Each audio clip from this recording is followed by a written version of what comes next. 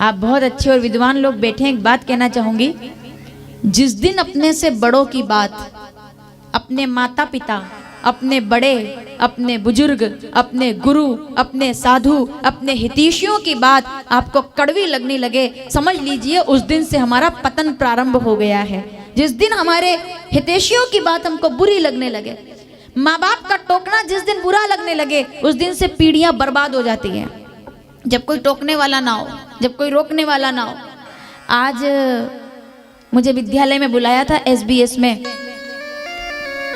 Convent school जहाँ पहले कथा हुई है अपनी, तो वहाँ मुझे कहा गया कि मोटिवेशनल स्पीकर के रूप में मुझे आमंत्रित किया गया आज वहाँ पे। बोले मोटिवेशन दो बच्चों को, मोटिवेट करो इनको, क्योंकि आजकल नया शुरू हो गया है ये। मोटिवेशन लेने के लिए बाहर जाना पड़ता है हमको, हमारे बच्चों को मोटिवेशनल स्पीकर की जरूरत है।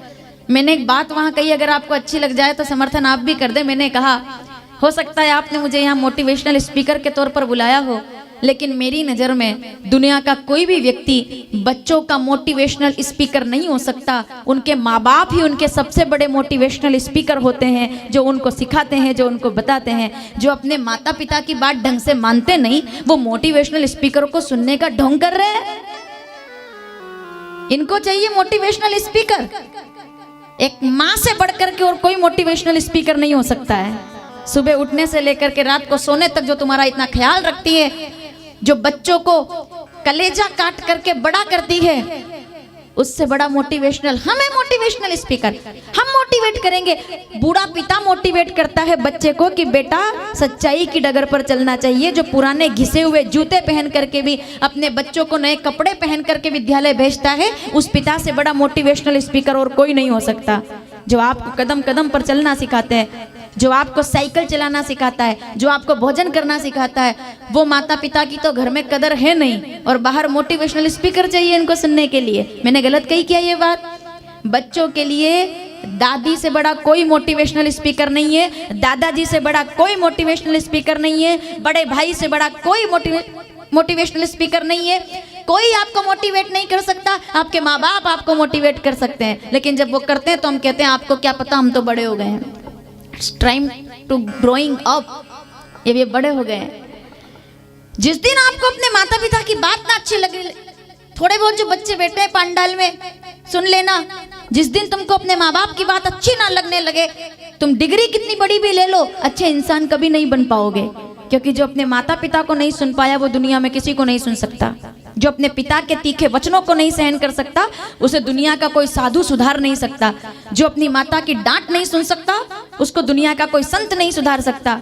और जिसको और थोड़ा सा सुनना, सौभाग्यशाली वो बच्चे नहीं होते जिनको संतों के प्रवचन मिलते हैं। केवल सौभाग्यशाली वो युवा नहीं होते जिनको साधुओं की बातें मिलती है। सौभाग्यशाली तो वो बच्चे होते हैं जिनको माँ बाप की डांट में रह करके बड़े होने का अवसर मिलता है, क्योंकि वो हर दिन उनको संवार रहे हैं। भाग्यशाली होते हैं वो बच्चे जिनके माँ बाप उनके साथ है और वो उनको हर कदम पर बता रहे हैं कि बेटा ऐसा करना और ऐसा मत करना। हम क्या ज्ञान देंगे दुनिया का? ज्ञान तो माँ बाप से मिलता है।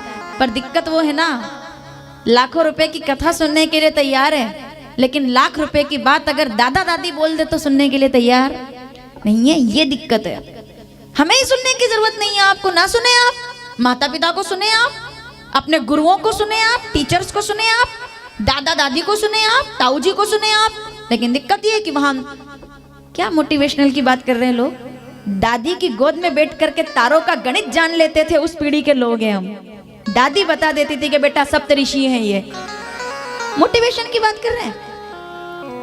दादाजी की वो छड़ी, कांपते हुए हाथ, जिसने नाप लिया है पूरी दुनिया को, उन कांपते हाथों में दुनिया का अनुभव है। और बड़े से बड़े ज्ञानियों के ज्ञान को एक पलड़े पर रख दो और बूढ़ों और बुजुर्गों का अनुभव एक पलड़े पर रख दो, अनुभव का पलड़ा भारी हो जाएगा, क्योंकि उन्होंने जिया है, जो दुनिया में देखा है। वो आपको बताएंगे कि बेटा ऐसा सच है और ये चीजें जरूरी है।